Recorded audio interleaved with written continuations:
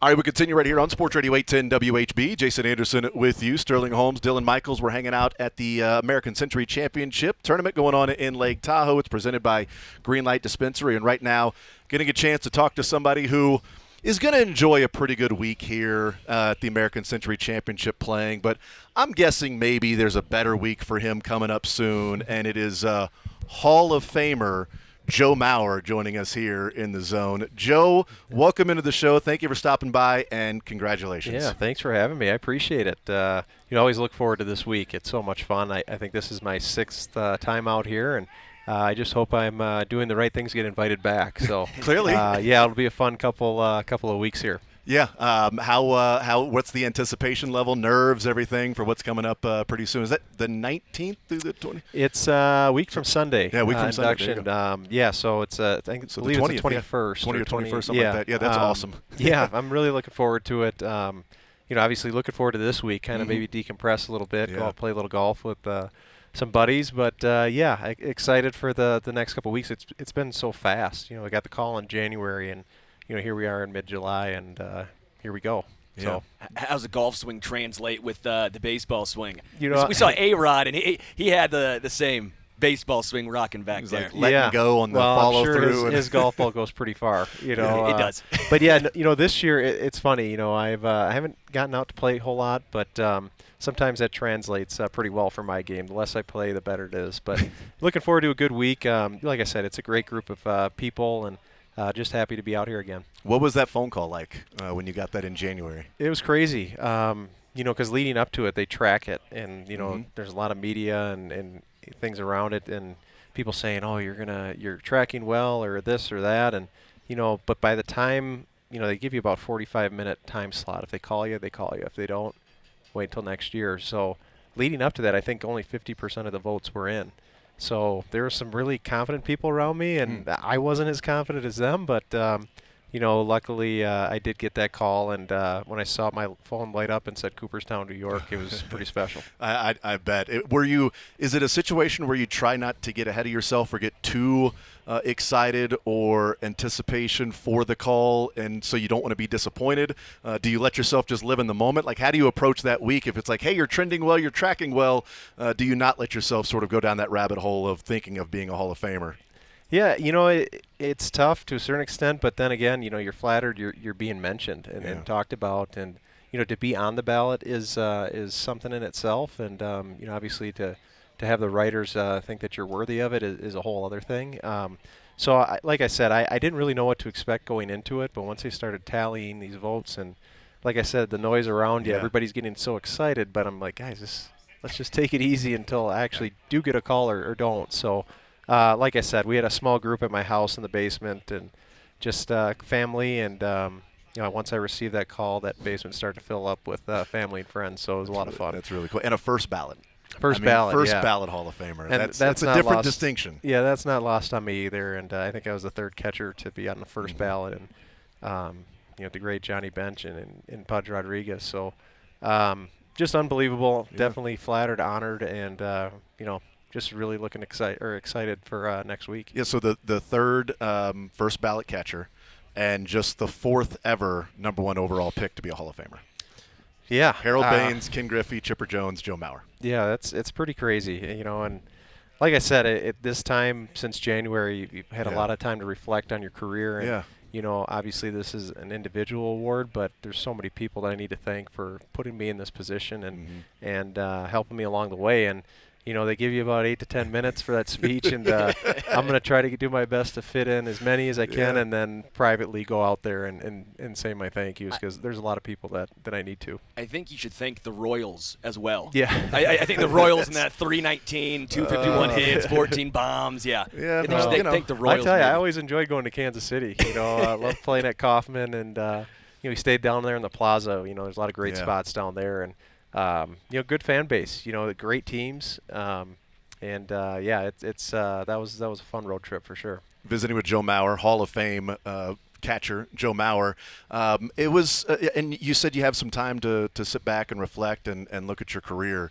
it's sort of a storybook career. I mean, it's something that if you're a little kid growing up, wherever you're growing up in whatever town and whatever team you're rooting for, to be, hey, I'm going to be the number 1 pick in the draft for my favorite team and play my career and be a first ballot Hall of Famer. Like, even Disney would say, all right, come on, let's have some issues along the way. This is a little too, Pollyanna here. This is a little too crazy, too Disney for it. But it's really a storybook career that you were able to experience. Yeah, I mean, like I said, I sometimes pinch myself, like what happened the last 20 years, just being, like you said, coming in the draft and putting yourself in a position to be at a high pick, and then your hometown team has that first pick and takes you overall. And, looking back on that draft, I mean, it was a very talented draft too, so could have went it any way. But, once I was drafted, I was always had the dream of playing in the big leagues, and, what better place than the start and finish at home. So my grandparents were at every game, didn't miss home. I think in 15 years they missed maybe 3 home games. Wow. Unbelievable. That's 81 a pop, at home. So that's a lot of games. But, to have that support of family and friends, there was just nothing like it. Yeah. Did you? I don't know if this is part of your personality, but at any point in your career, do you think as it's going along, like, yeah, everybody, they made the right choice taking me over Mark Pryor. Yeah, they did it. Because that was a big part of the storyline as your career progressed. It was no more questions about that. Like, they clearly got it right with all the questions that may have been taking place at the time. And I can't imagine being a high schooler at that time if you heard any of that stuff. Well, yeah, and obviously they got drafted number 1, and that's when the Twins started really get good. I mean, with the Torrey Hunters, Jock Jones, and Christian Guzman and Louis Rivas and Koski. I mean, Minkiewicz, Perzinski. I mean, they were winning division championship or titles in 2002. The very next year. So a guy like Pryor, there was getting some pressure from the fan base, but that's one of the things. Everybody at the Twins, they selected me, and them, having that confidence in me, just wanted to prove everybody else wrong as well. So I think as athletes, you kind of have to have that little chip on your shoulder. But, for me, it was always kind of going through being a top pick. Everybody was coming at you with their best shot. So as a competitor, you love that, and you go out there and compete. And, I was able to do that for a while at home, which, like I said, is amazing. Joe Mauer's our guest. Was the transition for you difficult from being a catcher and catching in the big leagues, and then ultimately things in your careers with the concussions of saying, look, we want you to play for a long time, so it's probably not going to be wearing the tools of ignorance behind the plate. We need you to move. Was that difficult for you to sort of know that now part of my life of that position that I've always played is now behind me?